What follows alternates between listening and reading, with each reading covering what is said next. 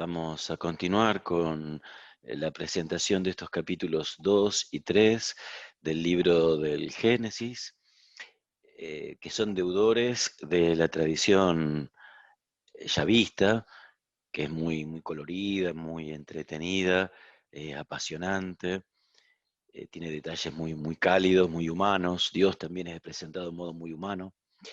Y eh, para facilitar la presentación podemos dividir estos capítulos, que están juntos, el 2 y el 3 son una unidad, pero para hacerlo más simple la presentación, el capítulo 2 tiene primero la creación completa y la creación del hombre, con las reglas de juego que le da Dios al hombre. El capítulo 2 también tiene como otra escena la creación del amor sexuado. Y ahora ya, metiéndonos en el capítulo tercero, vamos a encarar, a meternos de lleno con la tercera escena, que representa la tentación y la caída. Y para facilitar esta presentación, vamos a hacerlo con la ayuda de un PowerPoint que después, bueno, vos con el video ya sabés, podés avanzar, retroceder según te resulte más práctico. Esa es la ventaja de estas herramientas. Bien, entonces estamos en esa tercera escena, la serpiente y la tentación. Em, Ya el final del capítulo 2, con un juego de palabras, podés retomar el video anterior, preparaba la aparición de la serpiente, que va a aparecer bruscamente y sin explicaciones. No sabemos bien por qué, ahí está la serpiente, dentro de una creación que es buena. Y esto probablemente es querido por el escritor para mostrar que el pecado no viene de Dios y no sabemos bien de dónde viene. Eh, mm, Viene de la limitación humana, pero el, el libro del Génesis no es amigo de ponerse en definiciones precisas, sino que prefiere darnos imágenes y después hacernos pensar a nosotros. También este capítulo, eh, esta revelación que va haciendo el libro del Génesis, nos va a mostrar que la tentación no cancela la responsabilidad humana. La decisión final depende de cada uno. Somos libres. Eh, la serpiente es calificada como astuta. Esta expresión, este adjetivo, en la Sagrada Escritura puede tener como dos acepciones. Uno, positivo, una virtud que el sabio tiene que cultivar. Acordémonos que Jesús también dice que tenemos que ser astutos como serpientes. En eso se hace también deudor de toda la tradición, de una tradición bíblica. Pero la astucia puede tener un sentido de ser capaz de engaño, de timo, eh, de frustrar a otros, y como a medida que vayamos avanzando vamos a darnos cuenta que este es el sentido que va a tener la astucia en este capítulo 3 del libro del Génesis. La misma serpiente en sí, en las culturas de Oriente, tiene una realidad de ambigüedad. Por ejemplo, en el mito de Gilgamesh, la epopeya de Gilgamesh, que es el héroe que está buscando la planta de la vida, la serpiente es la que le roba al héroe esta planta. Por el contrario, en los ritos cananeos se la veía como un animal mágico, unido a la fertilidad, portador de sabiduría, y por eso los cananeos habían desarrollado cultos a las serpientes. No sería raro que y este imaginario de los pueblos que rodeaban a Israel, y con sus cultos y sus religiones, hayan inspirado a los autores sagrados, y que hayan sido vistos estos cultos como aquellos que le arrebataban, fieles al verdadero Dios, a Yahvé, al Dios de Israel, con astucia. Eh, por lo tanto, la serpiente podía ser un animal útil en esta obrita de teatro, como lo presenta el capítulo 2 y 3, a la creación y a la caída. Ahora nos podríamos preguntar, ¿la serpiente representa al diablo? No cabe duda que el diablo es una realidad que está presente, mencionada continuamente en la Sagrada Escritura, Antiguo y Nuevo Testamento. Ahora, está presente aquí en estos textos. Yo no voy a leer lo que después vos podés consultar con toda tranquilidad, pero quizás en estos textos mm, no es tanto la presencia del diablo. En el texto concreto, en el texto de Génesis 3, porque el relator necesitaba a alguien que haga de tentador, a alguien que presente la sabiduría contraria a Dios. Y sería un poco excesivo pensar que ya esta serpiente es la personificación del diablo. Digamos que era la serpiente un personaje que el relator necesitaba para que el relato funcione. Otra cosa es que nosotros leamos, y está muy bien que sea así, yo lo hago continuamente, estos textos y esta serpiente con todo el contexto de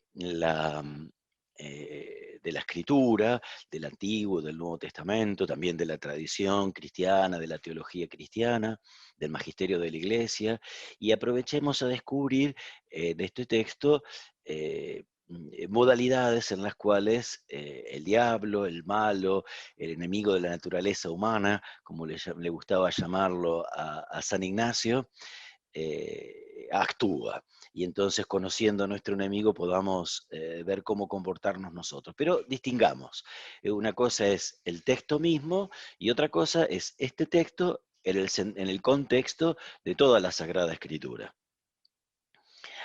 Eh, la, el relato bíblico, si bien puede estar inspirado, y seguramente ha estado inspirado en el ambiente del Medio Oriente y de las otras religiones de la época, el cual fue escrito y fueron surgiendo las tradiciones, eh, la serpiente era como una divinidad. Acá, en este relato, está completamente desmitificada. No tenemos que ver como una lucha entre el bien y el mal, típico de las culturas del Medio Oriente. Aquí la serpiente ha sido creada por Dios, es una criatura hecha por Dios.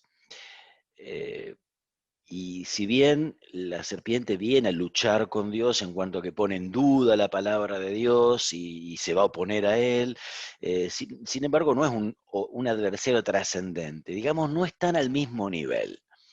Esto va a venir acentuado al final, después de la caída, cuando la serpiente sea castigada, llamada a juicio por Dios y condenada a arrastrarse por el suelo. Bueno, eh, que sea condenada a arrastrarse por el suelo no te lleva a pensar como que en un primer momento las serpientes tenían patitas. Por supuesto que no, todo esto es un lenguaje simbólico, poético, para decir cosas verdaderas, para revelarnos cosas verdaderas a través de un lenguaje simbólico. Y vaya que verdaderas, porque la serpiente es presentada en un diálogo amable con la mujer, no viene como peligrosa, no viene amenazante. Esto es típico de la tentación. La tentación se, se presenta gustosamente bajo apariencia de bien. Entonces, justamente con la astucia con la cual veníamos diciendo que obra la serpiente, va a exagerar el mandamiento divino. ¿es verdad que Dios dijo que no tenían que comer ninguno de los árboles? Y si vos vas a leer el capítulo 2, versículos 16 y 17, solamente había dos árboles de los cuales no había que comer. Pero la serpiente exagera. La mujer viene en defensa de Dios, pero primer error, entra en diálogo con la serpiente, acepta el presupuesto de un Dios arbitrario, porque si bien la corrige a la serpiente y le dice que no era correcto, igualmente hay una exageración en lo que dice la mujer, porque tampoco había que tocar los árboles. Y eso no había sido dicho por Dios. Otra vez, estamos en un lenguaje simbólico, no es que por tocar un árbol vamos a estar pecando. Es en el contexto de este relato, la mujer de algún modo cae un poquitito en la trampa, pero caer un poquitito ya es caer en la trampa.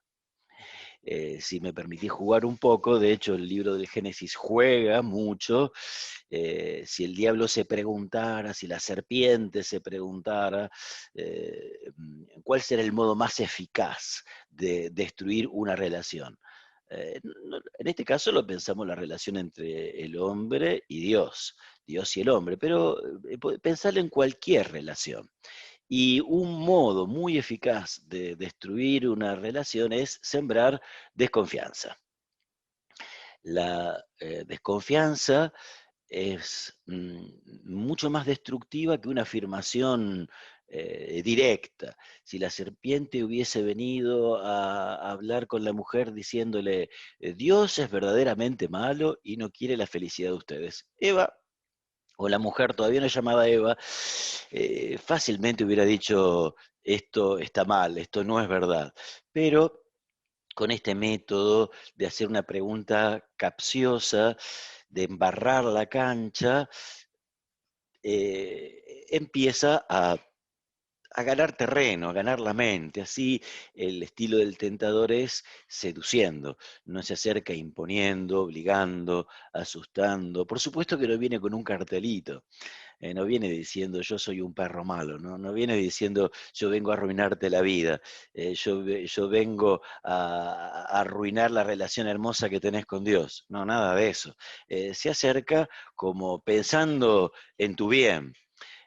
Una pequeña acotación, después con toda la teología del Nuevo Testamento, la serpiente o el tentador o el diablo va a ser presentado, entre otras realidades, como el acusador. Y por eso el diablo es aquel que lleva al remordimiento, un sentimiento autodestructivo. Eh, el Apocalipsis dice, fue precipitado el acusador de nuestros hermanos, el que los acusaba ante Dios día y noche.